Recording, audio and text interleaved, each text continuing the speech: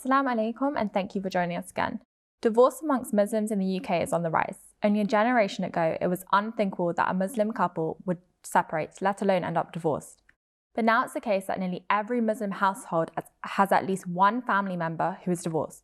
What is happening? Love, respect, and trust between married couples should be a given.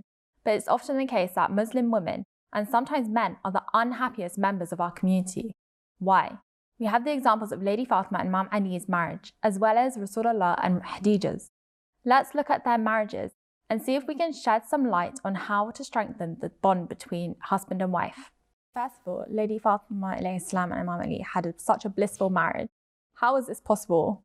And what was the secret to their successful marriage?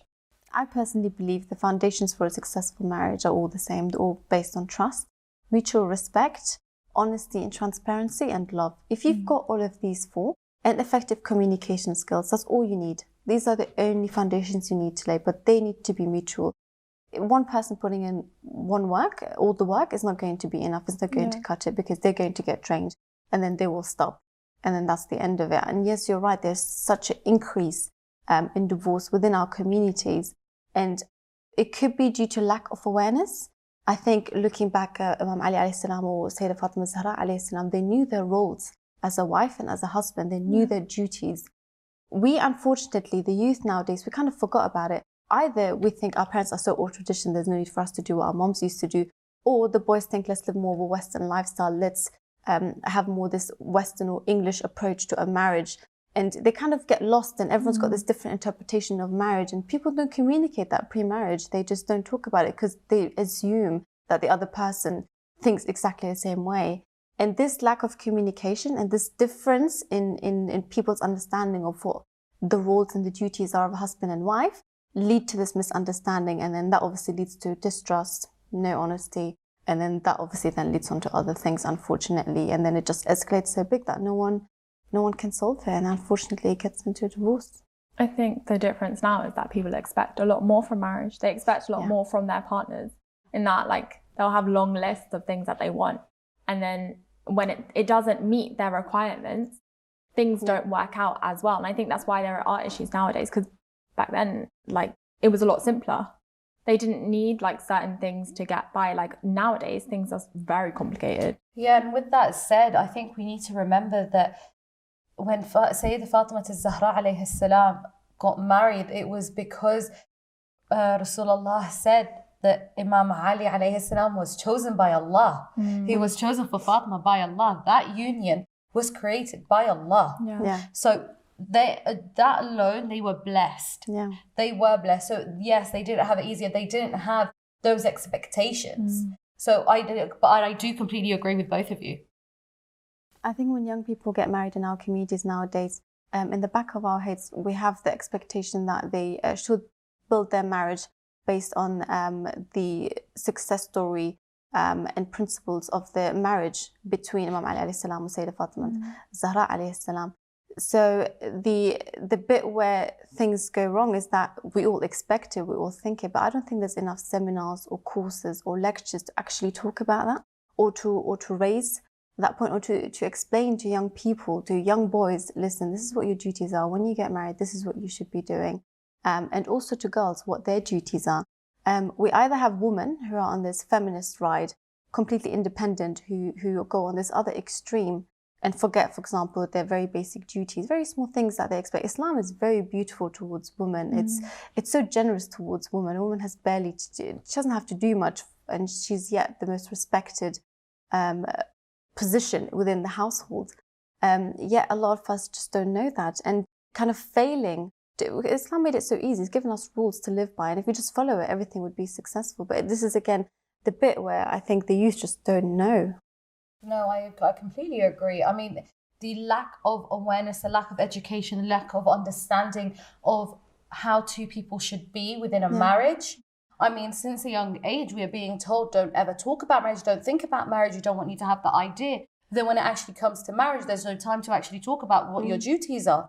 And the thing is, we are educated from such a young age, but never about life skills. And one of the life skills is how to live with another person. And most of the stories that I've heard from people is The hardest year for me was the first year of marriage, because they found it so difficult to adapt to the other person.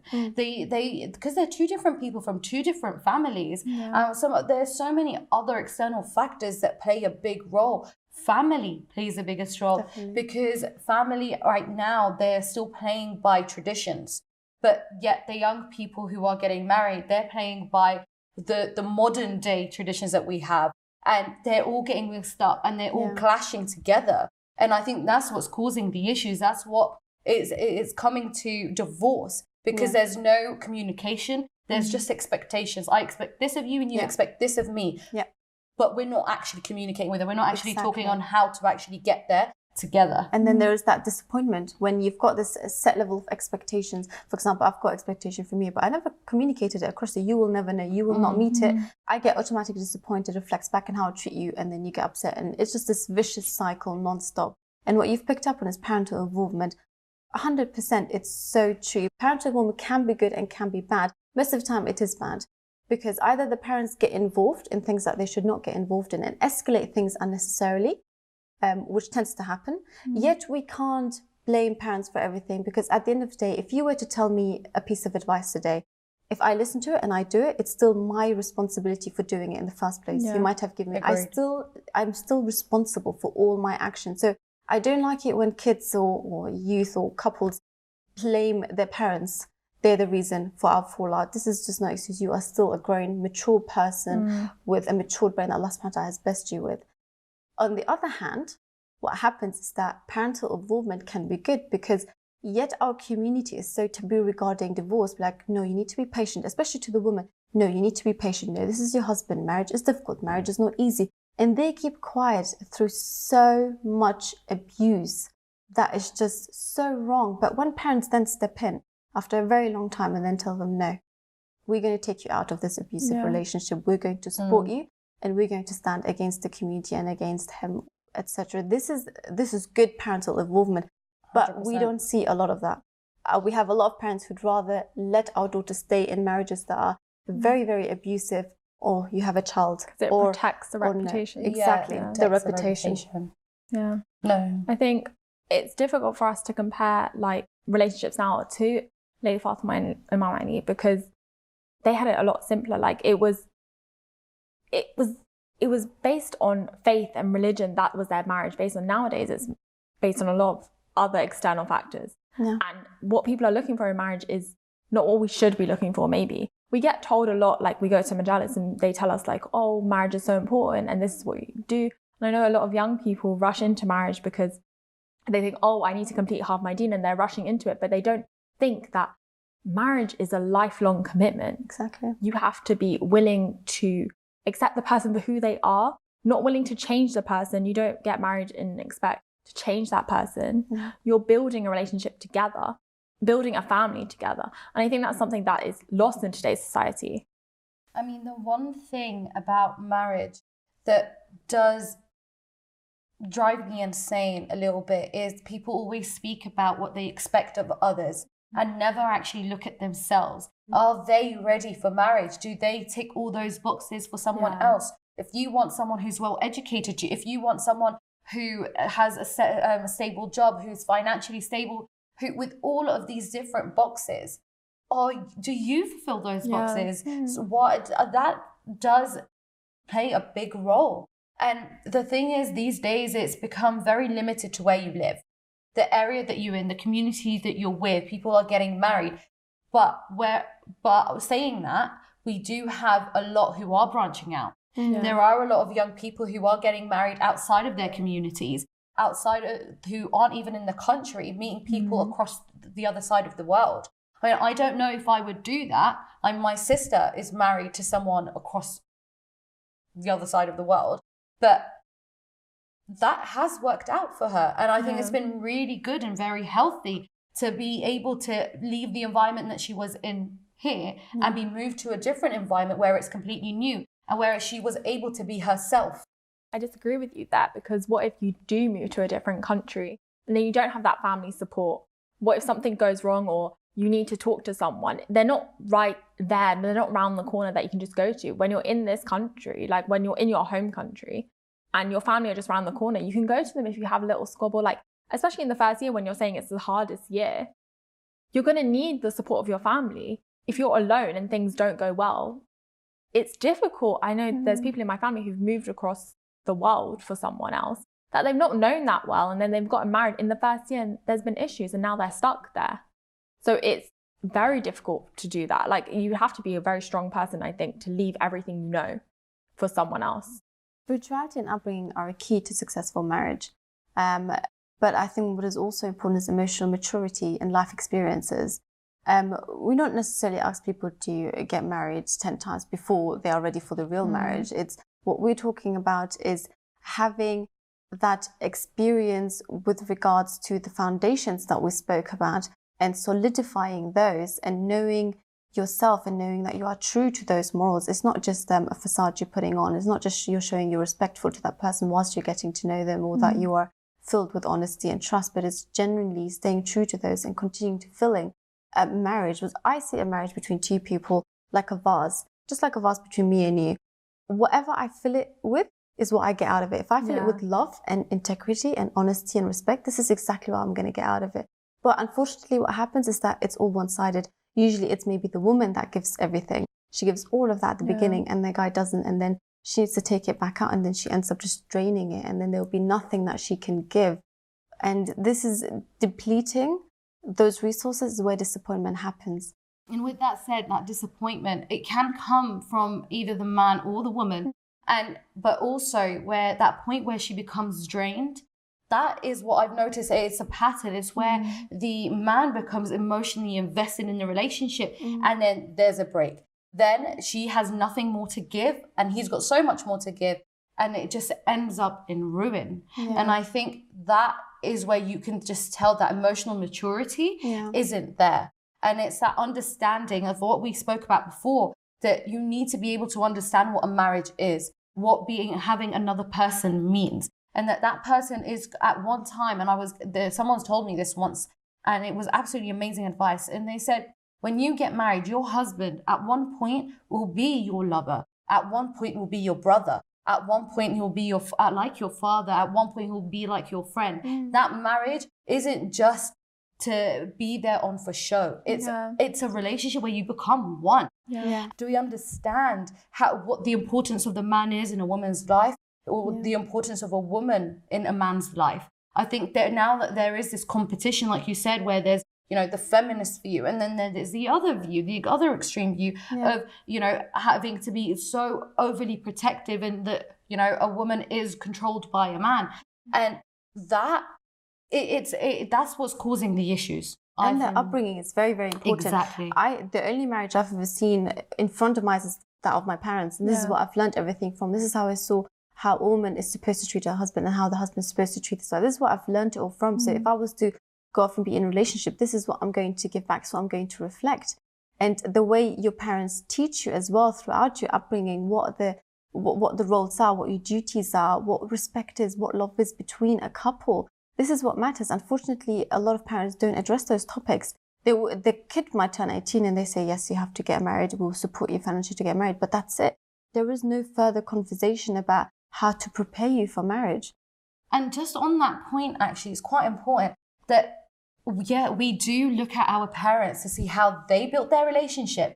Now, what do you do when you have abusive parents who are abusive to each other? What do you have with parents who aren't together? What do you do when you have parents who their marriage it's rocky? It's really rocky, and there's so many different situations. It just depends on how you actually see your parents react to all those problems. Some do it amazingly well and flawlessly. They genuinely do teach other people how to become a married couple. But others, they ruin. There's so many young people today that you speak to and they say, I do not want to get married because of how they've seen their parents' marriage. But it's really sad that people who come from broken homes or come from like unstable families, they have that example. And it's a really sad stereotype to put, but it is a cycle that repeats itself. Exactly. They do go through the same things and the same things happens to them.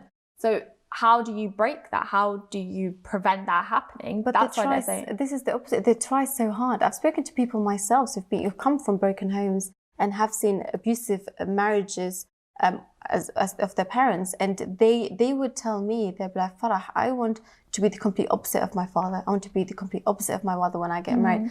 But when they do, as much as they try to become the polar opposite, they end up being exactly just like their father. Because that's the foundation that was built. This is all they've seen. This is all that is well within them. I think what's really amazing nowadays is that we have pre-marriage counselling and support groups. There are like lectures and courses. There's a course that goes on, I don't know if you guys heard of it, that's been advertised, that helps couples before they get married to help set that foundation and those teachings. I think the Hoja mosques have kind of that as a kind of supplementary course that is an offer for couples who want to get married, or people who are looking to get married even before they're even found somebody, which is very, very useful. It's again, there's no harm in going, there's no harm in educating yourself. But it's not just pre-marriage counselling. Even when you're married, there's no shame in seeking counselling, because once you've accepted that there was a mistake and you want to correct it and you want to rectify it, that's where you stand. Your relationship becomes stronger because you've reflected on that relationship that you have. You know that you need the help. And I think, like you said, it's completely fine, but it's so frowned upon, especially within our communities. And I think that's really sad, because people will benefit. I've seen it happen. I've seen so many different people just being able to speak to somebody else helps them see things from a different perception, from a different eye, a different point of view. And that changes a lot. It has a huge influence and a huge impact on the way someone feels and how they think, especially about future events.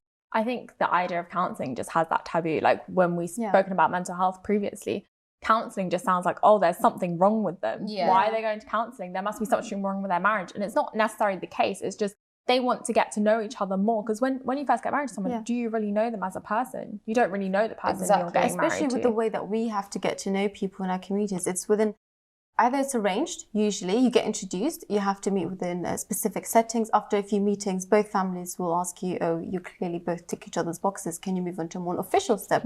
So when things are official, when you're seen outside, again, it's your reputation that is important. And then after you've done that for a couple of months, everyone rushes you into marrying them. And then you both are basically strangers and you're moving into one cage. And when you put two birds into one cage together, what happens? Don't they just fight usually at the beginning? And then they kind of get used to it and accommodate and then just kind of compromise and then live peacefully together. That's exactly how it is. But it's getting past that first stage that people need to use all the resources that they have. And there is no shame in seeking counselling. It's actually a lot of girls tend to, or wives tend to tell their husbands, let's seek some counselling, there's no harm for it. From someone who's a completely third person, not my parents, not your parents, no family members.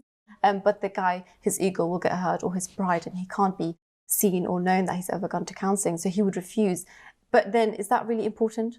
Would you rather have an unsuccessful marriage that is failing more and more versus your ego or what people might think when they know that you've gone to counselling? We need to get our priorities right. Yeah. I mean, the one thing that we need to also understand is there is a rise right now in single mothers. And that just goes to show either divorce rates, they're becoming widows, several different reasons.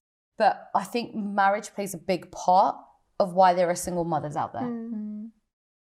I don't think, it's hard for me to say, but I don't think you should bring a child into a relationship that's rocky. Like, you should be comfortable with that person beforehand, before you decide to bring a child into that situation. Some people think a child will fix a marriage, but it doesn't. It really doesn't. And you're affecting that child's life. It's too big of a risk to take. It's such a big risk. But they don't understand that risk. People think, so what people say is that the problems that they have is because they are still strangers and nothing really brings them together apart from just the title of husband and wife. But as soon as they have something that combines them both together, like a child, their love for each other grows. Some guys even say that they love their wife more after they had a child because they saw how much she's sacrificing for the kid. Is that because that doesn't always go right? This is not a rule that I've heard something different in that they love that child. They would do anything for that child. Like, I've known people, like, relationships where they love the wife so much, but when they have a child, they love the child more than the wife. Yeah, definitely. I think that happens anyways. Yeah. I've actually got quite a few friends who've recently gotten married, and some of them have got pregnant, and they've both said the same thing to me when I was speaking to my husband. he was worried that I would love my child more than him. Oh, yes. And one of them did end up in a divorce. And now she is a single mum. Now he's completely let go of the marriage. He's let go of the child. He wants nothing to do with them. Wow. And that was purely out of jealousy, ego, and pride. Now, these things should be set aside because one, this is a child, but how great is that single mum to continue? I mean, the love that she would have for her husband, it's different from the kind of love that you would have for your child. And that's exactly what she explained to me. She said, the love can't be compared. And it's not more and it's not less. It's different. It's different type of wavelengths. love. Yeah. I think it's very important for people to remember that they're when they become parents, they're not just parents, they're still a couple, they're still husband and wives, they still have those duties that they need to fulfill. And as you rightly said, some guys actually express it, and instead of because we would think this is so absurd, what do you mean I'm going to love a child more than you? It's two different things. For us it makes sense, but for them maybe it doesn't. But taking that on, understanding that and appreciating that, still giving them that comfort and that love that they need. This is all that they need. And just people we dismiss other people's concerns or cry for help within a relationship. There's so many alarm bells that go off and people would just dismiss it because we think this is just nonsense. How can they even think like that? Yeah, and even given that, let's actually talk about the stigma within divorced young people, women, and men who are divorced and wanting to get remarried. And then it said, why would you marry someone who's divorced? Something is obviously wrong with them. Why, whether it be a man or a woman.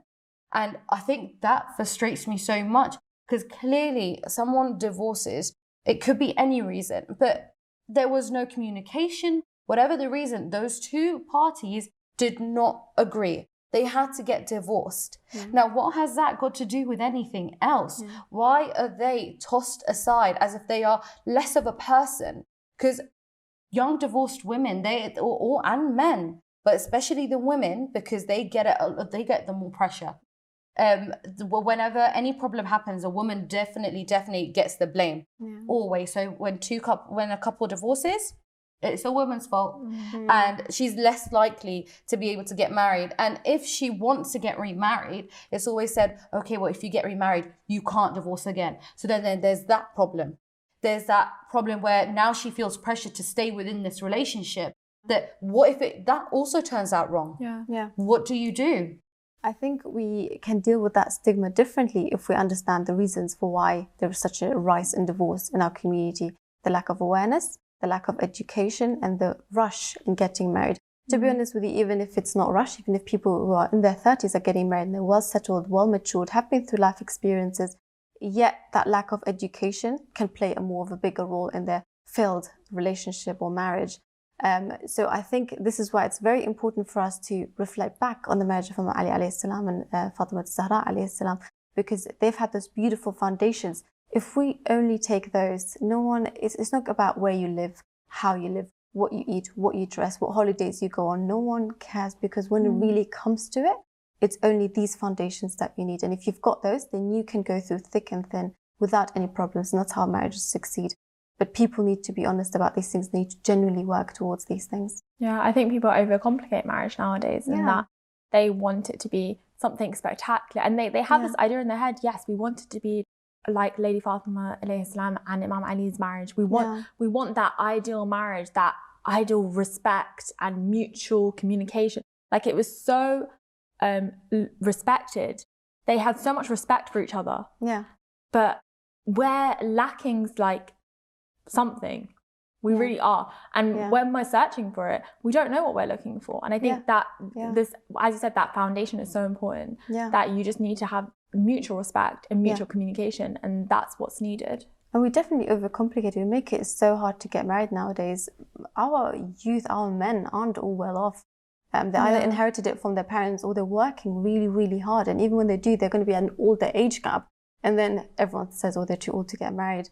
But why do we make it so hard? Why is our mahar so high nowadays? Why do girls ask for so much money? And speaking about mahar, the mahar of Fatima Zahra alayhi salam, it wasn't as big as it is now. And there are lots and lots of people nowadays that I've actually met who are asking for the mahr of Zahra alayhi salam, and they are trying to calculate it to see what it would be equal to today.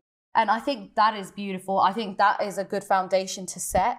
And it just shows that Allah has given us an example of everything. We have the guidance, we have the support, and the perfect example that we should always reflect back on is the marriage of Sayyidah Fatima alayhi salam and Imam Ali alayhi salam.